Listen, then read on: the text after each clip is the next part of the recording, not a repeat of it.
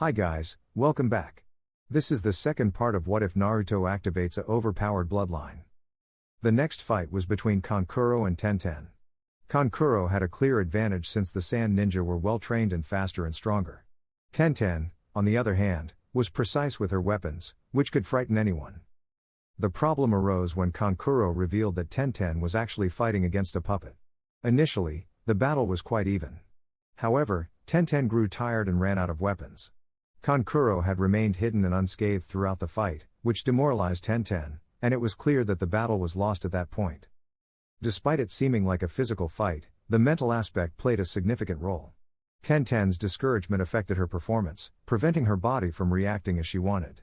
With a few more moves, she found herself on the ground with a three-eyed puppet pinning her down, ready to fire senbon from its mouth. She had no choice but to surrender. The Sand Ninja were not playing around and could easily take lives. The next match was between Shikamaru and Kiba. Shikamaru was almost ready to give up out of boredom, but Naruto didn't let him. He literally threw Shikamaru from the platform to the arena, making everyone laugh, even Ino, who had been asleep with Sakura a few seconds ago. Shikamaru managed to land on his feet, hands in his pockets, shooting annoyed glances at Naruto. Kiba, as expected, bragged about an easy victory against the lazy Shikamaru. Akamaru, his loyal companion, supported him. The truth was, Kiba would have won if he hadn't irritated Shikamaru so much. Since their time at the academy, there were two, maybe three people he couldn't stand. First was Sasuke Uchiha, who was incredibly obnoxious. Second was Kiba Inuzuka, who boasted about being the greatest ninja. Kiba was also a pervert, which annoyed Shikamaru. The third was Naruto himself, whom he didn't hate entirely but found a bit bothersome due to all the shouting. So, he almost enjoyed fighting Kiba and ended up defeating him in a humiliating manner. Shikamaru used his shadow to immobilize Kiba before the fight even began. He threatened to strip Kiba if he didn't surrender, and Kiba, thinking it was a bluff, paled and gave up. He didn't want to be exposed in front of a crowd. Naruto laughed heartily when Shikamaru was declared the winner. Kiba, completely red, covered his face with his hood and ignored everyone until Naruto tried to comfort Akamaru, saying, "Don't worry, Akamaru, it's not your fault your owner is so pathetic sometimes." This made Akamaru lift his head in anger, but he didn't say anything as people around them burst into laughter. The next match was Dosu Kinuta against Choji Akimichi. Dosu insulted Choji by calling him fat, which made Choji furious even though he had a broad frame. The fight was swift as Choji used his clan technique to turn into a giant ball, rolling at high speed to attack Dosu. However, he forgot that Dosu had seen his technique before, and Dosu's sonic arm manipulated sound waves, propelling Choji into a wall. With another strike, Choji was unconscious with several broken ribs and minor organ damage. This was the quickest fight so far. The screen lit up again, and it was time for Zaku Abumi and Shino Aburame to fight. It was quite an entertaining fight, even though there were few displays of taijutsu or ninjutsu. Zaku had only 2 attacks, both of which were wind explosions created using sound, fired from special cannons implanted in his palms. However, these very cannons led to his defeat. Shino simply had to infest them with his Kikaiku insects, which consumed the chakra Zaku used in his attack, causing the wind he created to get stuck in the cannons and backfire. Zaku was too proud to surrender, so he ended up losing more than just the fight. He lost the use of his arms.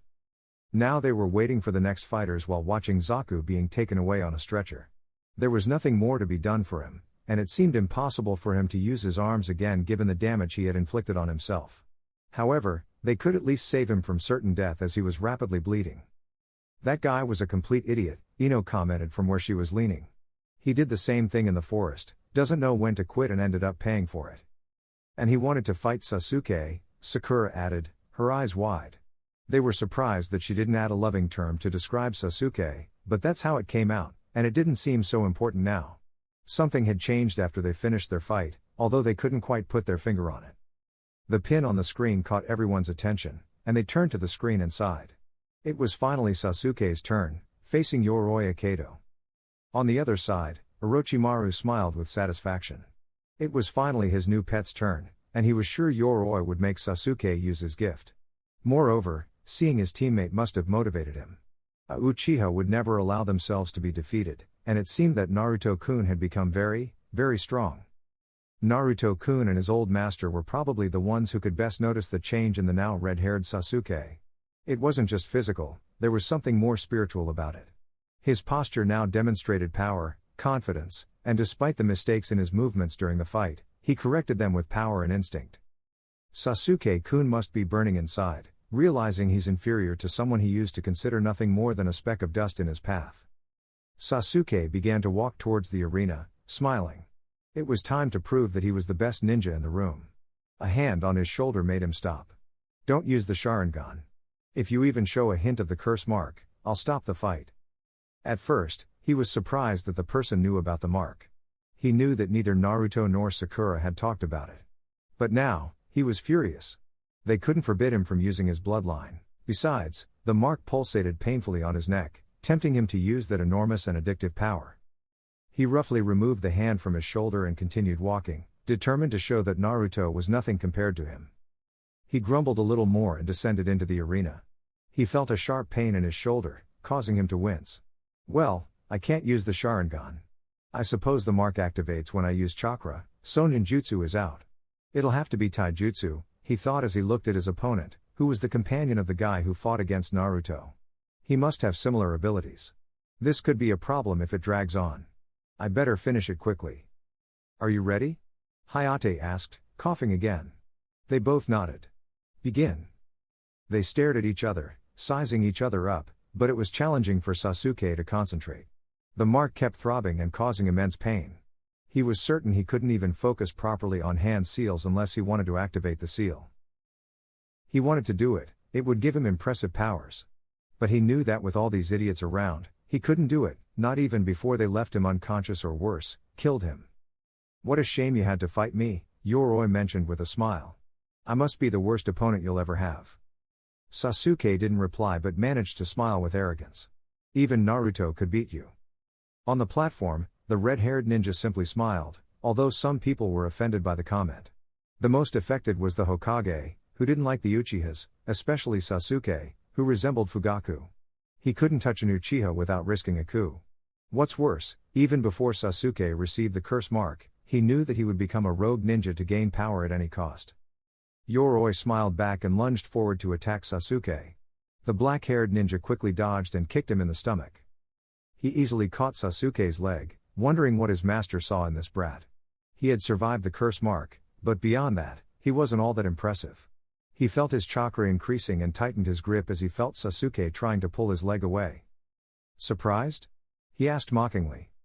Sasuke leapt, raising his free leg to kick the masked ninja's head. He managed to free his leg but missed his blow. He felt a bit more tired and noticed that his chakra reserves were significantly lower than before. What the hell did he do? He muttered to himself. Naruto squinted as he crossed his arms. What a strange ability, he commented softly. I'm not exactly sure what he did, but it seemed to fluctuate both of their chakras. People nearby turned to look at him, confused. He had made several comments like that, and they didn't understand why. Only a Hyuga could detect chakra. What do you mean? Lee asked. Naruto continued to watch the two fighters below, not realizing he was giving away more than he intended. When Yoroi touched Sasuke, he disrupted his chakras, he replied without being aware of it. The seriousness and attention Naruto was giving to the girls made them sigh. He was shirtless, and they could see all his muscles with every slight movement he made, so they weren't as focused on the fight below them. Yoroi absorbed Sasuke's chakra, Hinata whispered, blushing to the extreme, and stealing glances at Naruto. A shiver of fear ran down Sasuke's spine when the girl spoke. Even though she spoke softly, almost inaudibly and stammered, it was as if a chilling wave of terror ran through him. He would figure out what it was later. I understand now. That's why he's so determined to touch Sasuke, he said, shuddering a bit. That didn't sound good at all. Everyone nodded, and they might as well stop thinking about that and focus on what they needed to focus on. Yoroi took out a few shuriken and threw them quickly. Sasuke grabbed a kunai and sent the shuriken back, but he lost his balance when he felt the curse mark hurt. He opened his eyes in surprise to find Yoroi above him and quickly moved to the right. He plunged the kunai into the ground and moved his feet, kicking Yoroi's. He let go of the kunai and swiftly locked Yoroi's arm in an immobilizing hold. With a little more pressure, he could break his neck. Are you sure you want to touch me? He placed his palm on Sasuke's chest and quickly absorbed his chakra. Once he was satisfied, he hit the same spot hard. Sasuke released him, feeling pain throughout his body. What's going on? He asked, annoyed and in pain. Yoroi moved forward and grabbed Sasuke by the head, slamming him into the ground, causing him to spit out blood. His arms started to tremble before losing all strength and falling limply to the sides. He realized what was happening and opened his eyes in shock. "You're just realizing it," Yoroi taunted. "It seems that this is the worst match for Sasuke," Naruto mentioned with a smile. Sakura and Ino got up and stood on either side of Naruto. "What are you talking about?" Sakura asked. "Well, it appears that Yoroi can absorb both the physical and spiritual energy of Sasuke with his hands. Once he's drained of chakra, he'll have no choice but to rely on the curse mark to survive," Naruto explained, impressed with Orochimaru's plans. He had to admit that the snake was cunning. The real question was, who helped Orochimaru ensure that Sasuke was paired with Yoroi? This game seems interesting. Orochimaru on the other side was excited with Sasuke's groans, as they indicated the desperation and weakness the boy was feeling. Once Sasuke was finished, he would be his. He licked his lips in anticipation. Sasuke quickly kicked Yoroi to push him away, but it wasn't as powerful as he had hoped.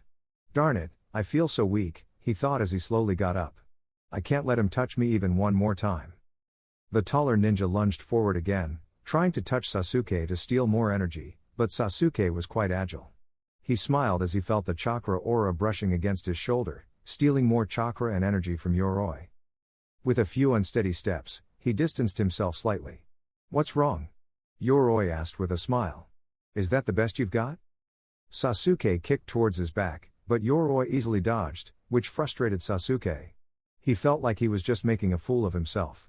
"I need to think quickly about what to do."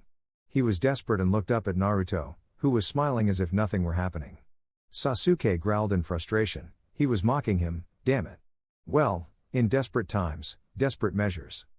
This will be the final move," he shouted as he ran towards Sasuke with speed. "Say your goodbyes." Sasuke smiled as he dodged all the attacks, taking into account the range of the aura he felt when Yoroi stole his chakra earlier. Then, he suddenly disappeared, placing his hand on the ground while lifting his leg and striking Yoroi's jaw with force, lifting him off the ground. On the platform, Naruto laughed, while Lee, Guy, and Sakura were left in awe of the technique Sasuke was performing.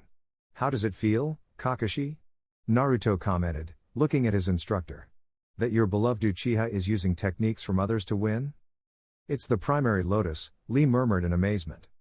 "You trained Sasuke alone for almost 6 months, and that's the best he can do." "Pathetic," the redhead said with irritation in his voice, so cold it sent shivers down his sensei's spine. "What do you mean?" Kurenai asked, curious.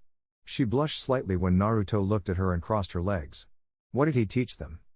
He smiled somewhat macabrely, while Sakura looked at him with curiosity. "To Sakura and me, he only taught how to walk on water with chakra. As for Sasuke, I'm not entirely sure, but it was much more. I overheard them talking one night in the Land of Waves." Kurenai, Asuma, and Guy turned to look at Kakashi, who was pretending to be ignorant, reading his book. They were very disappointed. In the first week, they had taught their students to walk on trees. But the worst part wasn't that. It was Kakashi's preference for one student over the others that made them furious. Sakura was also looking at her sensei with indignation.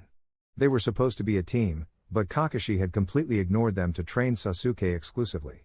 Well, she couldn't complain because she hadn't shown interest in training until she almost died in the forest. But still, she was sure it was his job to make Sasuke understand the risks of being a ninja, and he never said anything. "I admit I copied the technique," Sasuke said, grabbing everyone's attention. He and Yoroi were in the air. "But from here on, it's all mine."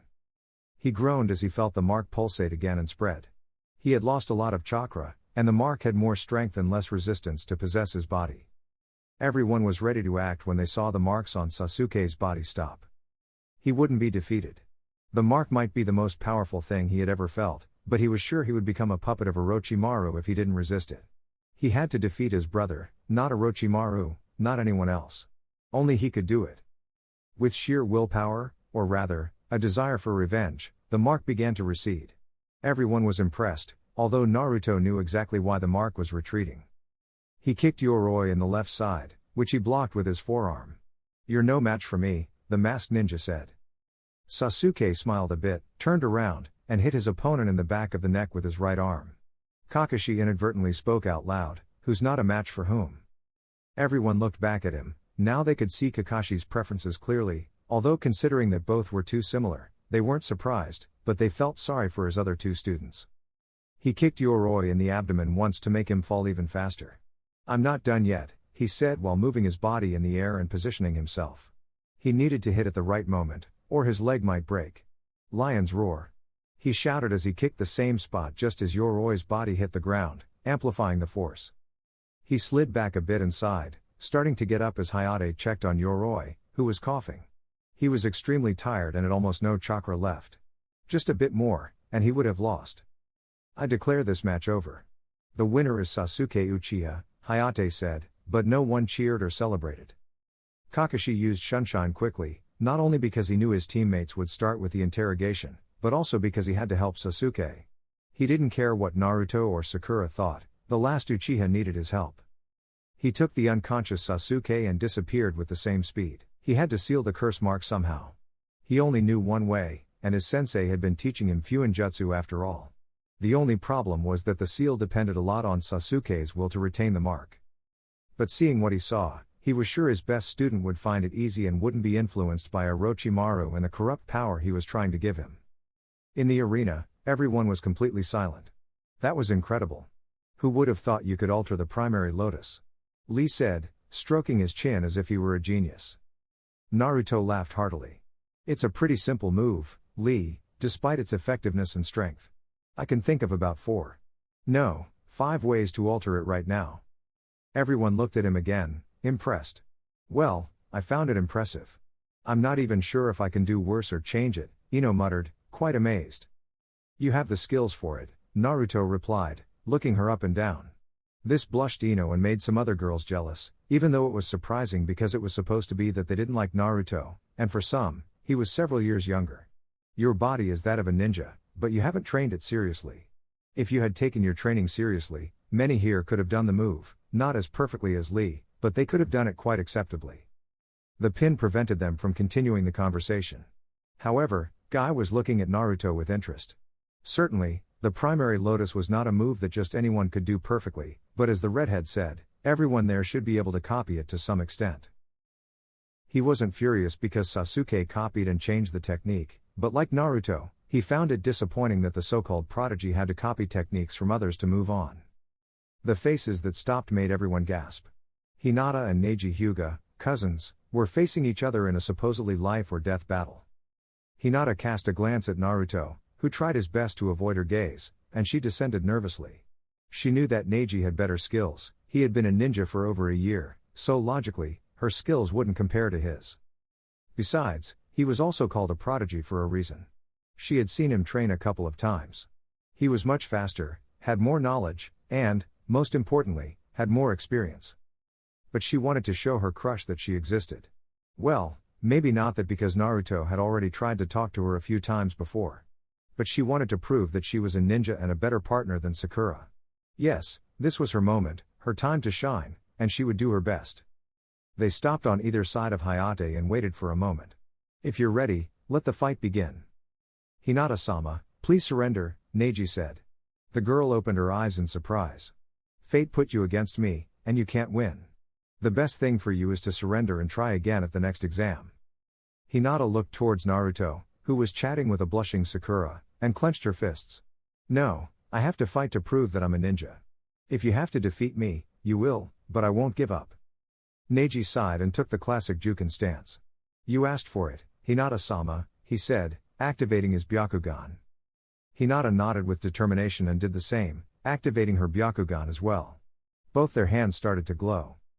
In the blink of an eye, they both lunged forward and began a taijutsu fight with the intention of closing each other's chakra points or damaging internal organs to make their opponent surrender or render them unconscious. Naruto watched, studying their attack and movement. It flowed like water, and the chakra emanating from their hands was impressive. Not a single drop of chakra was wasted on missed attacks, it was all retained. "Neji is going to win," Naruto said. "He's considered a genius, so he'll obviously win," Lee commented. "But Hinata isn't doing too badly." Naruto shook his head. "That's not why he's going to win. Neji may be considered a genius, but if Hinata were the same age as him, she'd win easily. What Hinata lacks isn't skill, it's the desire to be a ninja. Kurenai quickly stepped forward. Hinata does want to be a ninja, she whispered, clenching her fists. She's fought hard to become one. Her father disowned her in favor of her younger sister, saying she doesn't have what it takes to lead the clan. She's had a tough life. Like most ninja, Naruto cut in, irritated. A ninja's life isn't easy, and you of all people should know, being a jonin. Hinata can't be a ninja because she doesn't want to be. She was forced into it because she's the heir, she forced herself to do it to make her father proud, she was pushed into it because she comes from a prestigious clan. But Hinata isn't and will never be a ninja. She'll improve over time, as I said, she'll be better than Neji, but her mentality won't change. She is not a ninja. He returned his gaze to the arena, where both family members continued to fight, and Neji's superiority was becoming evident, as Naruto had said, not due to a lack of skill but because the branch member attacked with the intention to harm, and Hinata did not. I don't see a difference, Sakura commented, leaning on the railing. Naruto looked back at her and smiled. One could say that Sakura was the complete opposite of Hinata. She didn't have the physique for a ninja, and she didn't train as she should. But she had the mindset to be a ninja, and that was more helpful than in Hinata's case. You don't see it at first glance, Naruto said, leaning against the railing just like Sakura. But Hinata is attacking to push Neji away and close his chakra points. That way, he'll have no choice but to surrender. Neji, on the other hand, wants to inflict harm.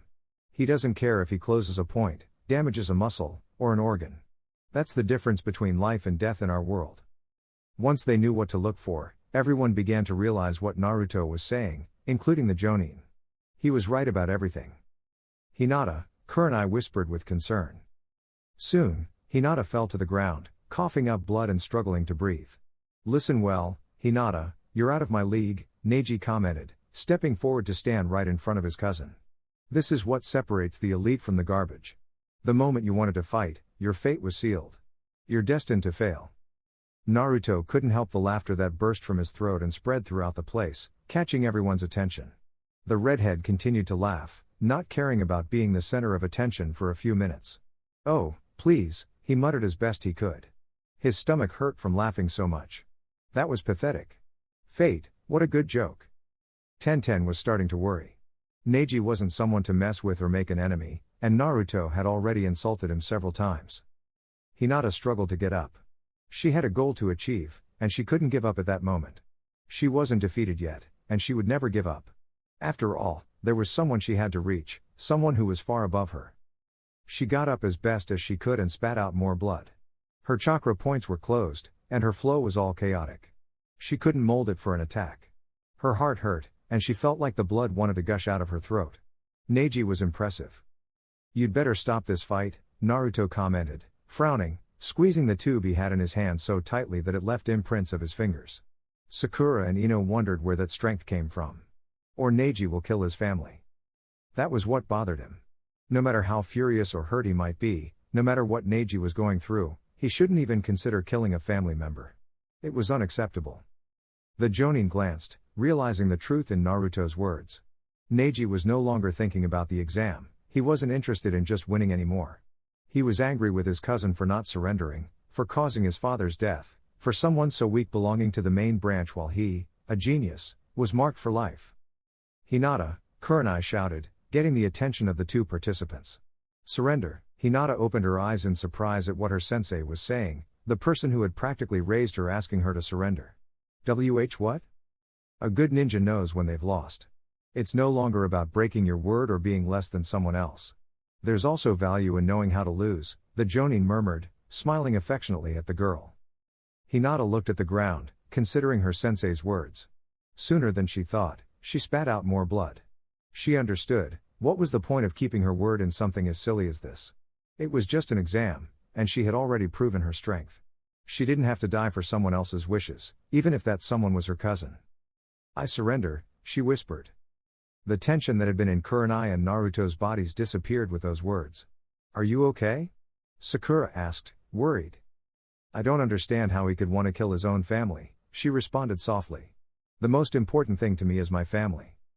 Both girls on either side of her opened their eyes, impressed and touched. They didn't know much about Naruto's past, but they understood more or less how he thought despite all his changes. Their own maturity allowed them to realize something important now.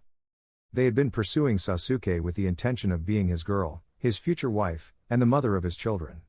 But Sasuke didn't think about that, he only cared about rebuilding his clan.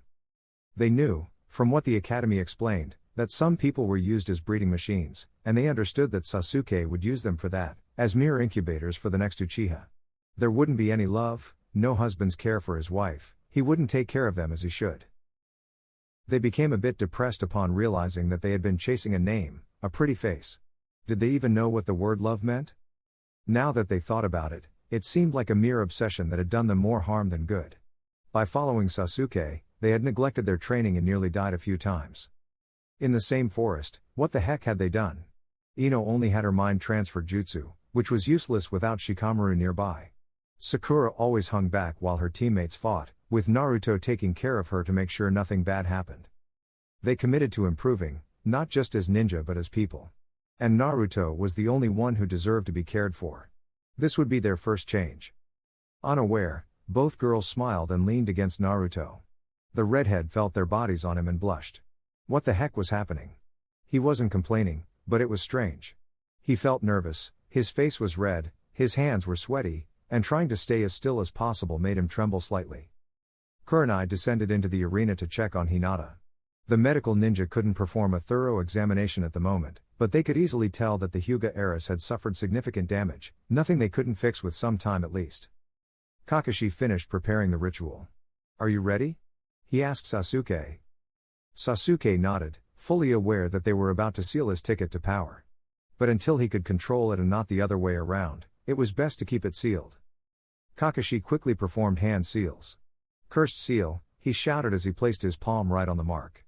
All the words and runes they had written on the ground, and Sasuke's body began to float and retract towards the curse mark. Sasuke screamed in pain as he felt not only the mark being suppressed but also the mark resisting and rebelling against the seal. When it was all over, he was panting, sweaty, and his whole body ached.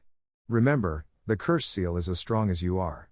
Your willpower is what allows it to contain the mark. If your will is weak, you'll end up possessed. Sasuke almost immediately passed out, but it was astonishing that he had endured so much pain. "Wow, you've grown a lot," he heard a whisper behind him and knew exactly whose voice it belonged to. "To think you're now strong enough to perform the curse sealed jutsu." Kakashi turned around, his eyes widening with fear and astonishment. "You," he muttered. Orochimaru was standing there, emanating his killing intent in the room. He smiled as if he didn't have one of Konoha's strongest jonin in front of him. "It's been a while, Kakashi," he laughed a little as he watched his prey behind him. "Don't be offended, but I'm interested in the boy behind you." "What do you want with Sasuke?" Kakashi asked. "Well, I can't reveal national secrets, can I? After all, the Sound Village that creates so much excitement is mine." Kakashi narrowed his eyes, annoyed at how things were unfolding. "You and your insatiable ambition," he muttered angrily. "We're standing on the same boat, Kakashi," Orochimaru mocked as he took a step forward. "I needed pawns for my plans, so I created the village for that purpose. Pawns who would sacrifice themselves for my benefit."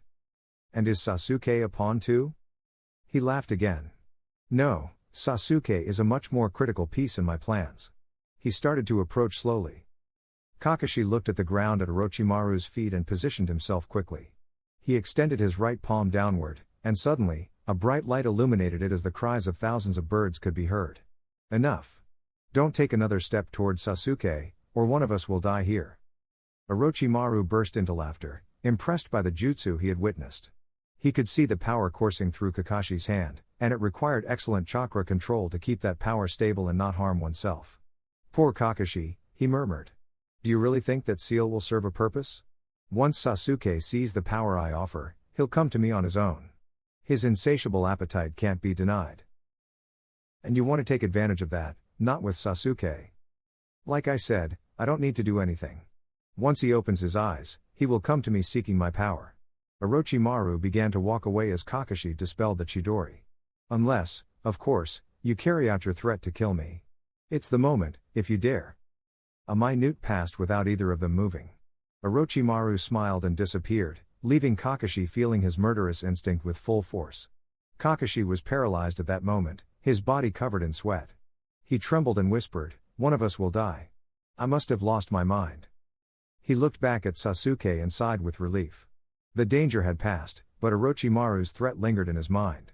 He shook his head, it was impossible. Sasuke would stay in Konoha because this was his home, he had hundreds of girls pursuing him, and he had Kakashi, who would teach him to master the Sharingan properly. The signal pin alerted everyone that the last battle was about to begin, a battle that everyone wanted to see, Lee versus Gaara. The Sunanin remained calm and unscathed. Gaara disappeared in a cloud of sand and reappeared near Hayate. Lee, excited, shouted as he jumped from the platform and landed gracefully near Hayate, impressing Naruto.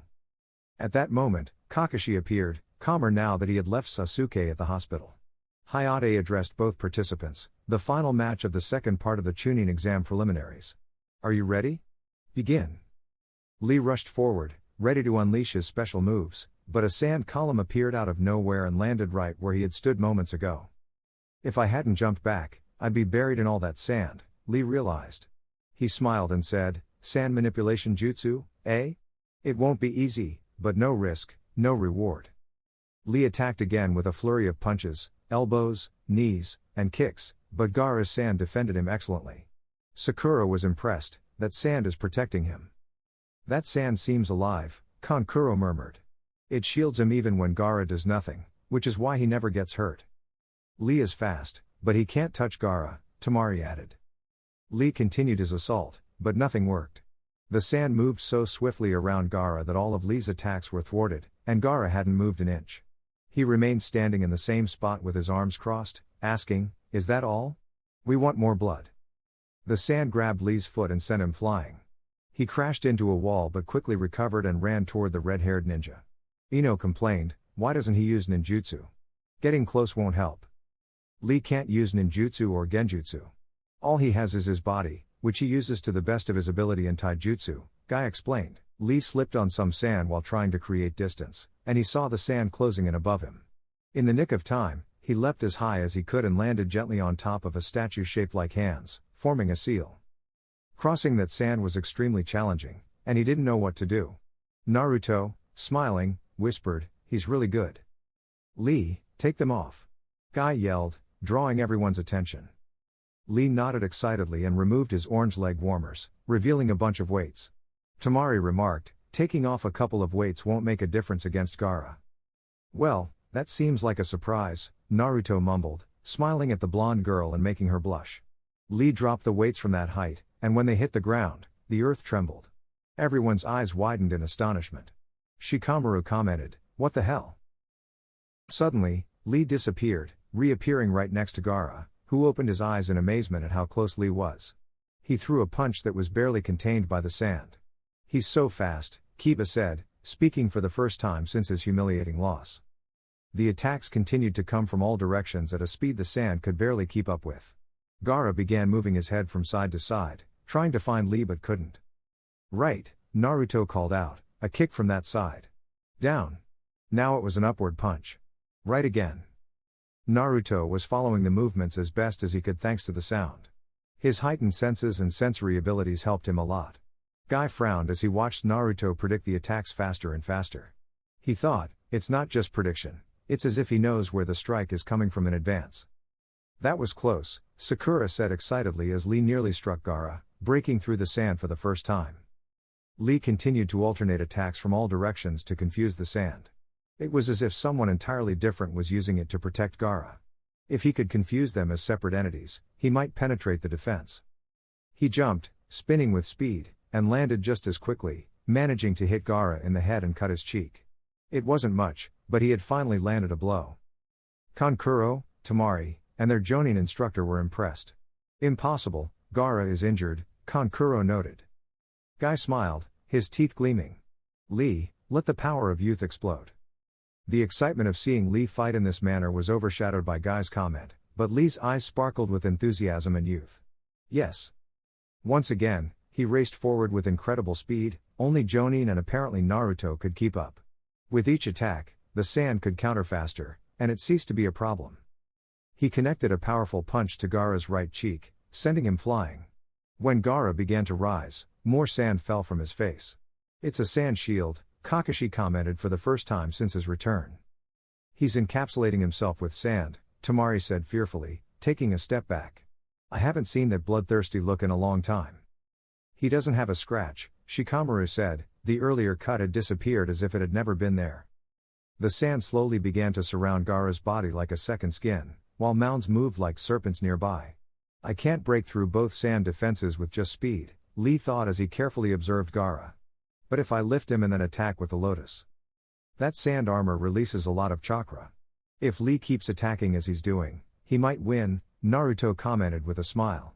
Gaara's siblings looked at him in astonishment, but if he changes tactics to deal more damage than what meets the eye, he might be digging his own grave. They agreed, though they still didn't believe Lee would win. But how did he know that Gaara used so much chakra to maintain the sand armor? Who was this guy, and what happened to the foolish kid from the exam? Lee smiled and began to unravel the bandages on his hands. Then, he started running at an incredible speed around Gaara, making the sand follow him and become unstable. What are you waiting for? Gaara asked. Lee smiled again and appeared beneath Gaara, kicking him upwards. But Gaara's body didn't rise as it should. It was much heavier than a normal person, likely due to his sand armor.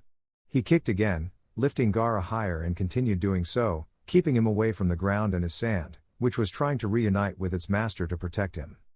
When Gaara was at the right height, he wrapped Gaara's body with the bandages. Now, he whispered, hugging him and turning him upside down. Primary Lotus. They descended at an incredible speed, crashing into the ground, causing it to tremble once again. A cloud of dust rose, lifting concrete rocks from the arena floor. The place fell into silence as everyone watched in astonishment at Gaara's body, which appeared to be split into several pieces, as if the sand had severed it. He did it! Sakura shouted. I can't believe it, Kankuro said, even more impressed. No, he didn't, Naruto said seriously, looking behind Lee. That's a shell. At that moment, Gaara's body began to crumble and turn into sand. But when did he do it? Sakura asked. When Guy started praying, it happened at the same time Lee closed his eyes, Kakashi answered, impressed. The sand swirled behind Lee, where he was looking at Naruto, and Gaara appeared with some of his sand armor destroyed. He smiled maniacally, made a hand seal, and the sand began to move faster, striking Lee multiple times. He used too much energy using the lotus, leaving himself at a disadvantage, Naruto murmured. His muscles must be at their maximum capacity. He won't last much longer. More and more sand began to emerge, and Lee did his best to avoid it. Gaara was enjoying himself. It had been a long time since he had encountered someone who could match him even a little. His mother was craving his blood, and he was ready to give it to her at all costs. The sand struck Lee with tremendous force, and with each passing second, the damage became more severe, as if it was growing harder. But Lee remembered the promise he had made to Guy-sensei. He regained some of his strength. He would never give up, and he would become the ninja he knew he could be, the greatest taijutsu specialist. He barely dodged the attacks but could react better now that he was calmer. The Hidden Leaf Village's lotus blooms twice, Guy whispered. Naruto furrowed his brow. Finish this fight, Guy, he said seriously. The Jonin looked at him, confused. Lee can open the gates, I see it happening, but it won't help him. His body will pay the price. If you truly care for him and want him to be a great ninja, you'll end this fight right here and now, or Lee will cease to be a ninja. What did he mean by opening the gates?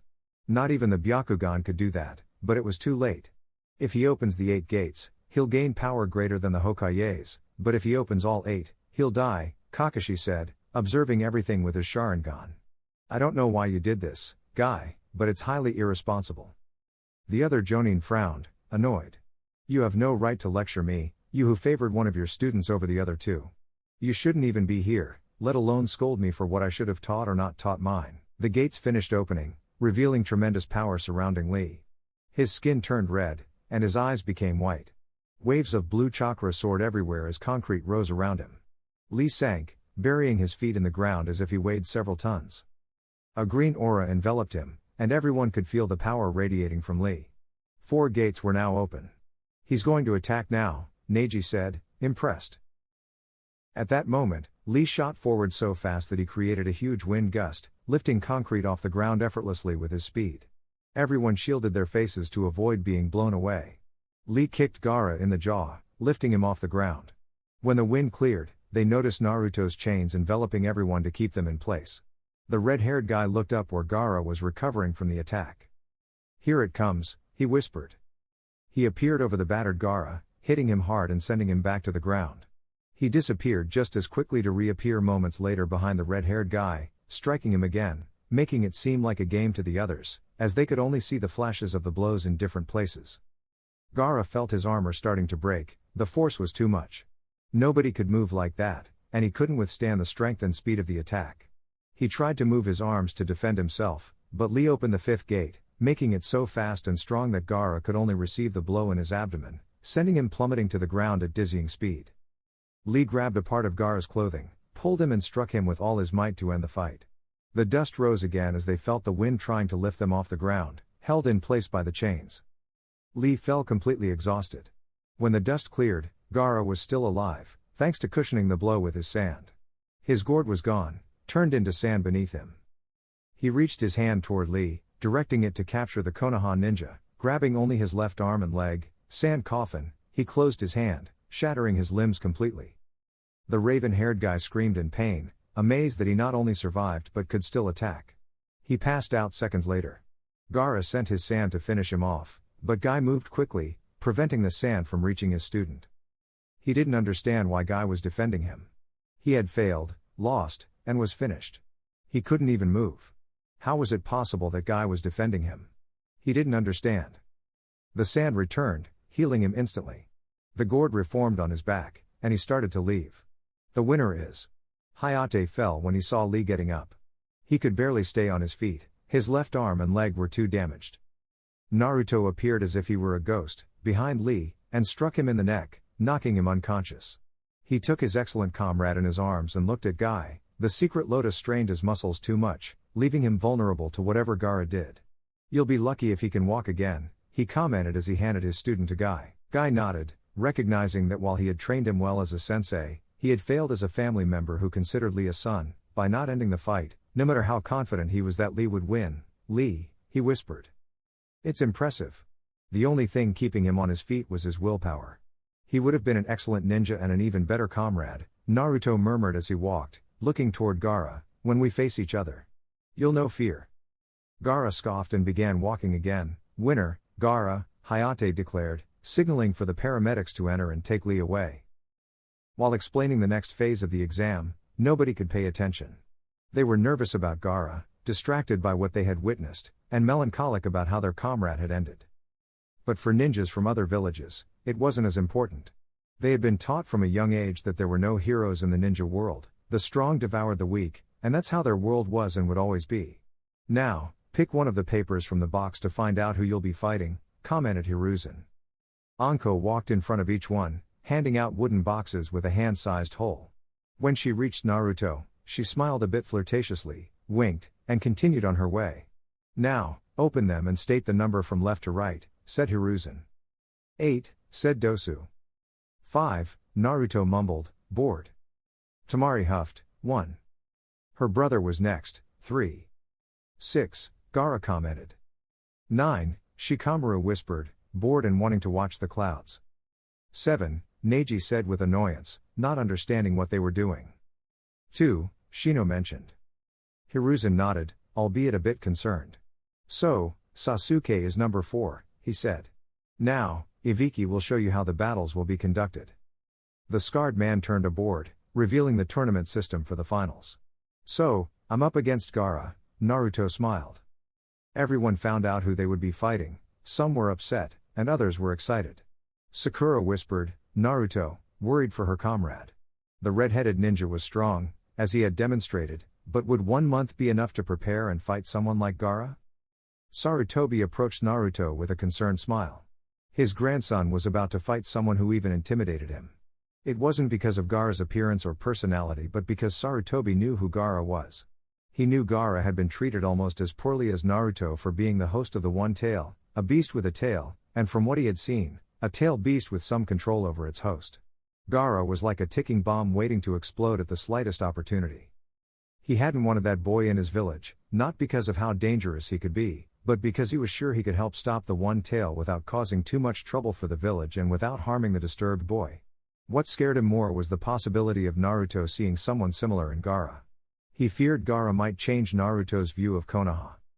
Sarutobi not only saw the boy as a grandson but also didn't want to have to stop him for any reason, like if he decided to run away from the village and become a rogue ninja.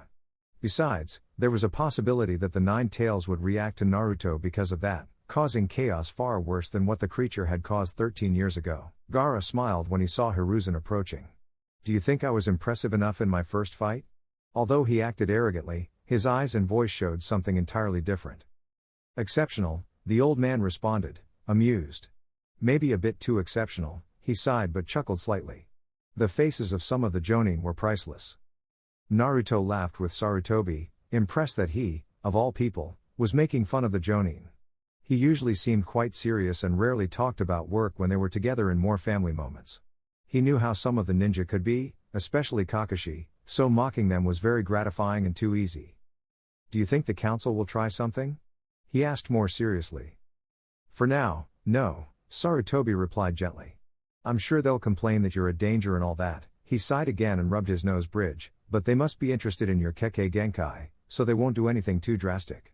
Still, be careful. Especially because Danzo should already know that Naruto was not just the host of the Nine Tails but also had a bloodline, and he would try to recruit him at all costs. Don't worry, Naruto smiled excitedly. I have plans to train, and I don't think it'll be easy for them to catch me off guard. Sarutobi nodded, relieved. He knew Naruto could slip away from an entire Onbu squad, so he'd be fine for this month. Once he was declared a Chunin with all his rights, no one could touch him, and he'd be more at ease. What plans do you have for training? He asked, considering talking to Jiraiya to train him, but knowing the boy in front of him and his new attitude, he was sure Naruto would end up killing the Toad Sannin in his sleep. He shivered in fear. His precious books couldn't disappear, at least not until little Kyoko achieved her goal. He smiled as drool dripped from his cheek, and blood began to trickle from his nose. Naruto looked at him, confused but guessing what the old pervert was thinking. Mainly, I plan to train my bloodline, he said, giving a look that made it clear he wouldn't train with just one. But I also want to improve my taijutsu stances, practice various other styles, kenjutsu, and other things. Sarutobi nodded but was particularly interested in the part about correcting his taijutsu stances. What do you mean by correcting your taijutsu? I didn't realize it before, Naruto shook his head, feeling stupid for not noticing something so obvious. He cursed his father's seal. I was taught everything wrong. I do even the simplest things wrong. With what I was taught, I've been incredibly lucky to survive. It's only good for hurting myself. He frowned with annoyance. He needed to look into this. The Ninja Academy was under the control of the Ninja Council, but their representative was Hiashi Hyuga. He couldn't do much to change the curriculum or other things, but when it came to ninja sabotaging a student, he had every right to punish them as he saw fit. If Hiashi knew about this and didn't do anything to fix it, he would be in a lot of trouble too. I'll take you to the village, Sarutobi said with a smile. He'd deal with all that later.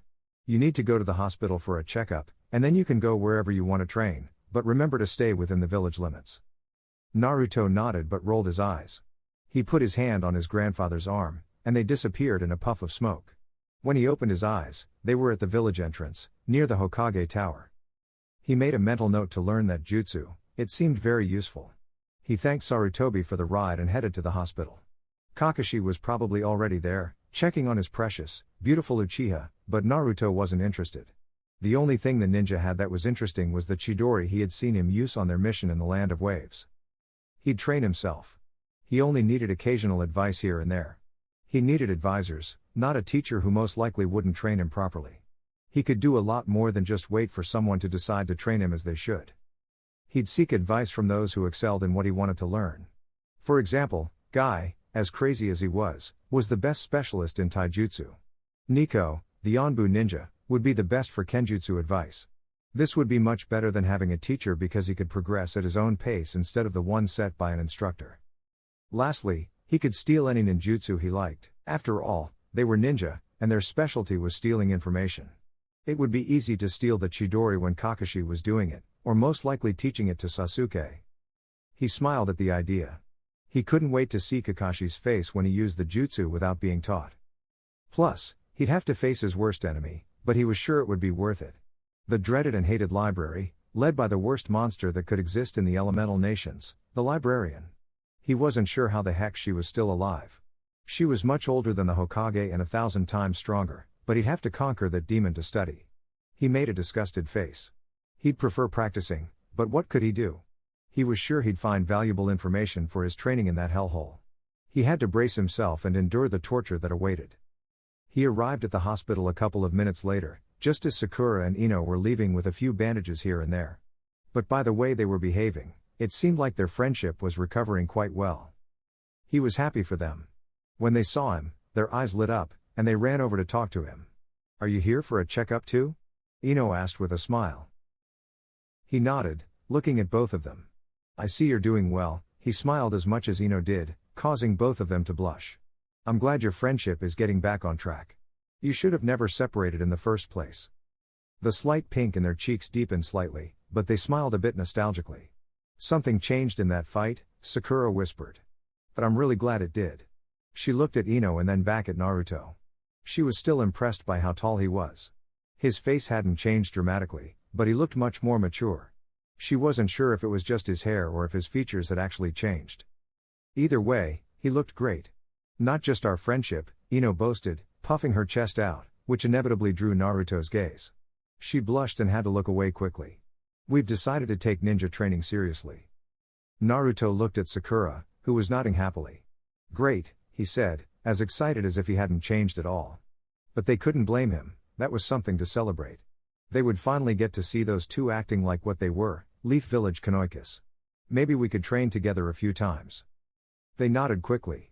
For some reason, they were eager to spend time with the boy in front of them. "That would be great," Sakura said, already thinking about what they could do. She was extremely intelligent, and the theoretical part of being a ninja was ingrained in her brain.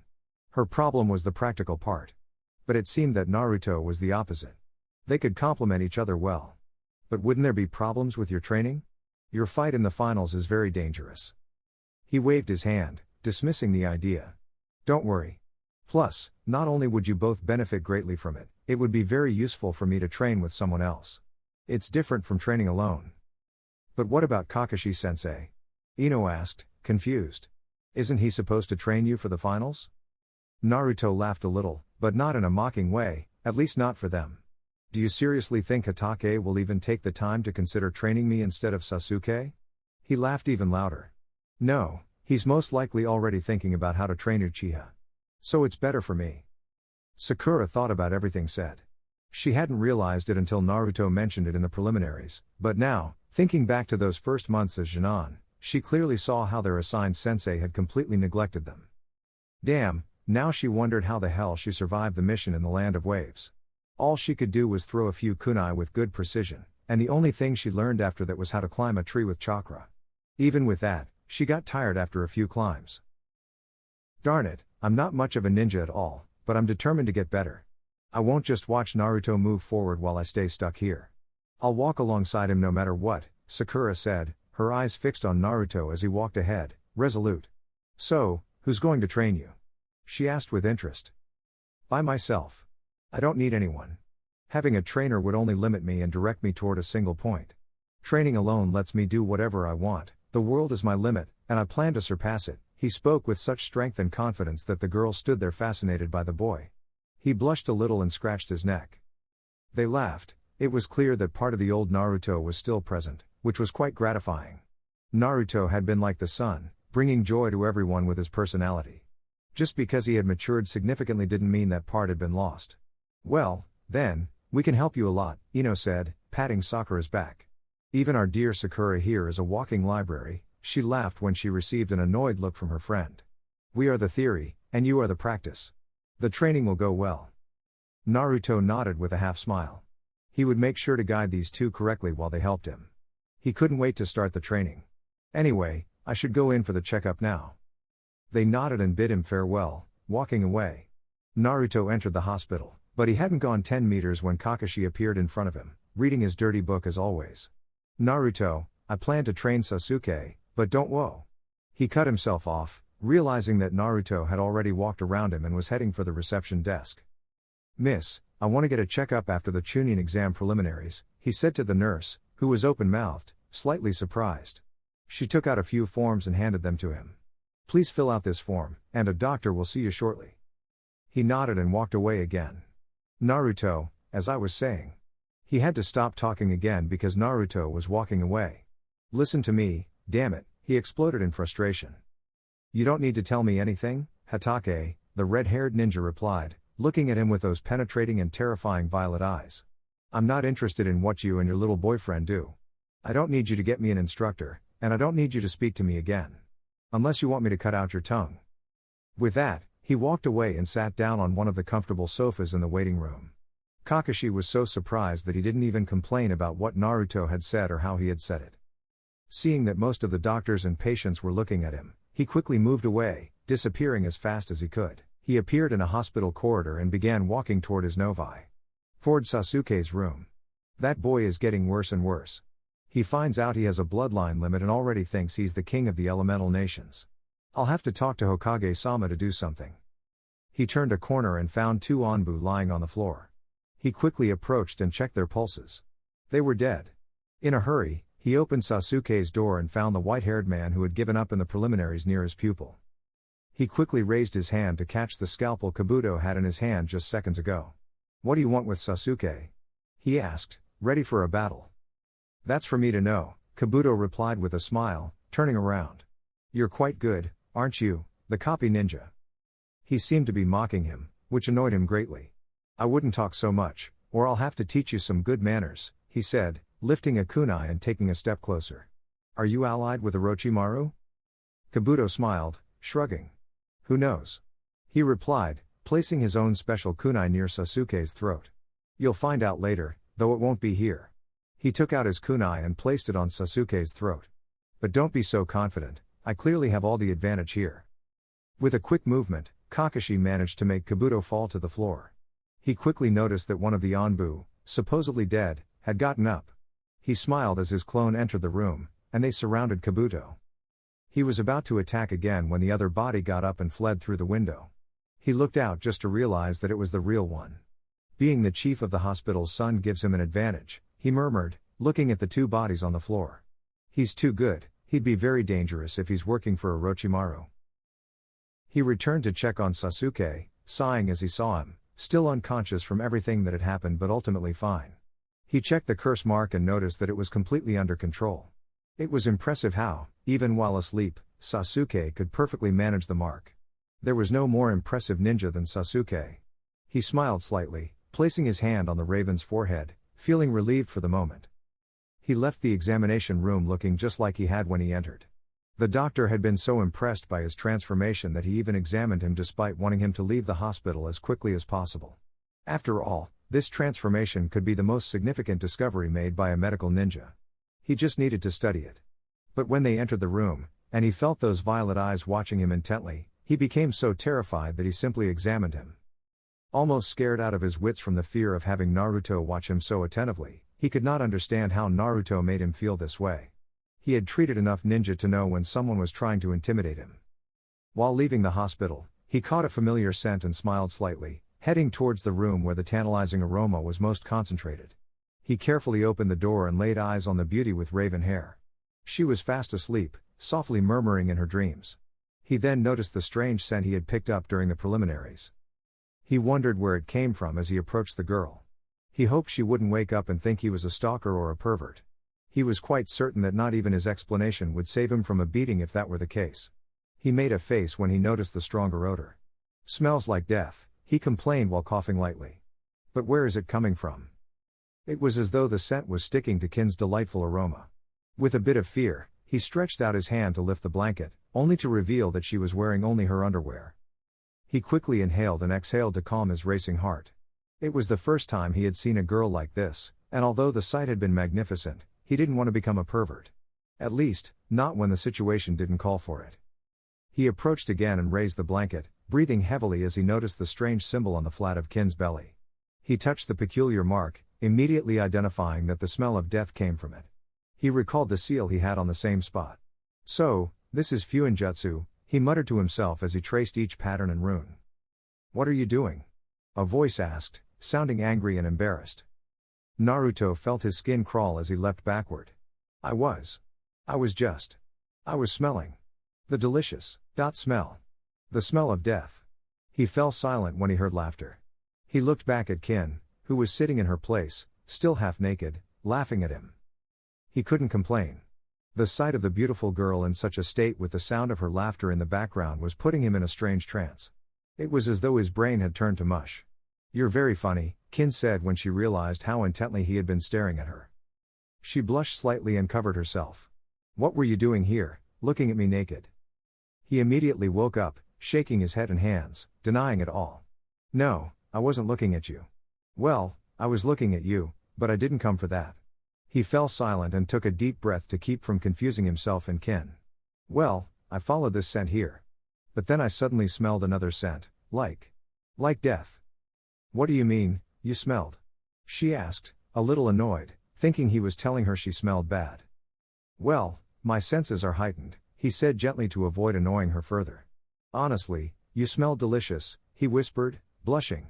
But at the same time, there was another strange smell, like death. So, I checked a little, and I noticed this seal. He pointed to her belly. That's where the smell is coming from. Kin tilted her head, puzzled. This seal. Oro, she cut herself off, knowing she couldn't say anything more. Naruto narrowed his eyes. He knew she worked for Orochimaru because of the faint smell of a snake. Whatever it is, Naruto said to stop her from twisting in her place even more. It can't be good if it reeks of death. He looked closely at the girl. Do you think it's bad? Why would they give me something bad? He shrugged and said, I suppose you know Orochimaru much better than I do, ignoring the girl's astonished expression. But from what little I understand of him, he's primarily interested in himself. If he gave you that seal, it's for something really nefarious, especially for you. He took a step closer and nervously moved his hand, explaining, I can sense it, I have something similar. He channeled chakra to his abdomen to reveal the seal. They silently spent a minute scrutinizing each other before Kin pulled back the blanket and stood up so Naruto could get a closer look at the seal. She asked, do you have knowledge of Fuinjutsu?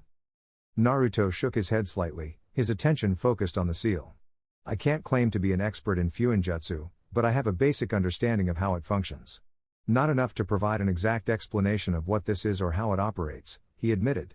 He ran his finger over a rune, sending small amounts of chakra, using it like a detector. It had occurred to him that by combining his sensory ability with this, he might identify the type of seal.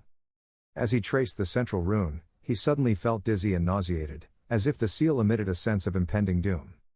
Kin, observing Naruto turning pale, became concerned and asked, what's happening?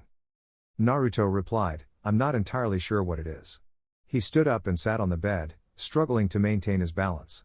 Initially, it seemed like some kind of summoning seal, but then I realized it's connected to your life and something else, which I can't quite grasp. He shook his head. But when I examined the central rune, I concluded it's a kind of sacrificial seal. The dark-haired girl sat beside Naruto, equally pale, and whispered, are you saying they intend to use me as a sacrifice? He reassured her by placing a hand on her shoulder and smiling, yes, that's the only conclusion I can draw, even though I'm not well versed in seals. Don't worry, my family has a long history of expertise in Fuinjutsu. I'll study and research this seal and find a way to nullify it or pass it on to someone else. For some reason, she hugged him, feeling much better. Naruto's presence, his voice, and his hand on her shoulder comforted her and gave her the assurance that things would be okay. She asked, why are you doing this? The red-haired young man shrugged and smiled. I suppose it's in my nature to assist people when I can, at least when I have a liking for that person. They said their goodbyes, agreeing to meet at the entrance to the Forest of Death to continue studying the seal. Naruto then headed to his apartment, feeling tired and in need of some rest. He planned to relax for the remainder of the day and commence his training the next day. As he walked, many people looked at him. They clearly didn't recognize him as the demon brat, but what surprised him even more was seeing women admiring him. He wasn't accustomed to such reactions. He did his best to ignore it and continued on his way. On his way to his apartment, he decided to stop by Ichiraku Ramen to enjoy the most delicious dish on earth. With a smile, he entered the shop, feeling much calmer than before. Ayame came out from the back, smiling, but her expression turned to stone when she saw the handsome man at the entrance. She was about to start drooling when she noticed the marks on his cheeks, resembling whiskers. Confused, she asked, are you Naruto? Naruto smiled and nodded as he approached. Many things have changed, Ayame-chan, he said, sitting down, but it's me. She looked him up and down, or at least as much as she could see. Remembering what she had seen, she noted that Naruto was about her height, his body was muscular, his face had lost its baby fat, and his long, red hair with black streaks gave him a charismatic appearance. She unintentionally exclaimed, you look great. She blushed instantly, as red as Naruto's hair, and covered her mouth with her hands. Naruto blinked a few times and smiled. "Thanks," he said happily. It was the first time someone had complimented him like that instead of Sasuke. "You're very attractive." Ayame nodded while she looked at the menu board, congratulating herself for responding so well and quickly, without stuttering. She didn't notice that Ayame was blushing because she had been lost in her own world. "So, what can I get you?" the girl asked, trying to push aside her strange thoughts. Just a week ago, she had considered the loud and annoying blonde as a rather irritating and noisy brother, but now, looking at the red-haired god, all she could think of was committing an inappropriate action. She needed to calm down. Later, she could sort out her feelings and thoughts. For now, it was best not to look at Naruto, or she might end up pulling him behind the counter and acting inappropriately. "Give me 10 bowls of pork ramen to go," she requested. Ayame nodded while still averting her gaze and began preparing the meal. She had become so accustomed to making ramen for Naruto that she did it with astonishing speed, seemingly on autopilot. Having such a discerning customer like him proved advantageous, as others invariably moved at a slower pace. Nevertheless, she couldn't resist stealing glances at Naruto, appreciating his physique, and fantasizing about relishing the delectable ramen. She quickly shook her head, berating herself mentally for such thoughts. Once the meal was ready, she packed it and handed it to Naruto, saying, "Thank you for coming. I'll be focusing on my training for the finals this month, so we might not see much of each other." With a wave, he departed. Ayame had remained oblivious to any unusual undercurrents. Just then, Tucci entered the scene and was taken aback to find his daughter standing at the counter, lost in contemplation. He gently placed a hand on her shoulder and inquired, "Is everything okay, dear?" Ayame blushed and replied, "Dad, I've been wrestling with conflicting emotions lately." She confided in him, causing her father to grow concerned. She took a few steps back and held her racing heart. He stammered, "I don't share the same feelings as your mother. She is the most important person in my life." Ayame gave him a puzzled look and took a step back. "What are you even talking about?" She furrowed her brows and inquired, "Anyway, do you think Naruto is interested in someone like me?" Clearly uncomfortable, the man attempted to clarify, "I just meant that I hold a deep respect for your mother, nothing more." He remained on the ground, hoping his response would clear the misunderstanding. "Regarding anything else?" Before he could finish his sentence, Ayame interrupted, saying, "I'll figure things out on my own."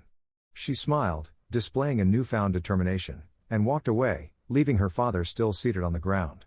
"I can't believe you misinterpreted me, Dad."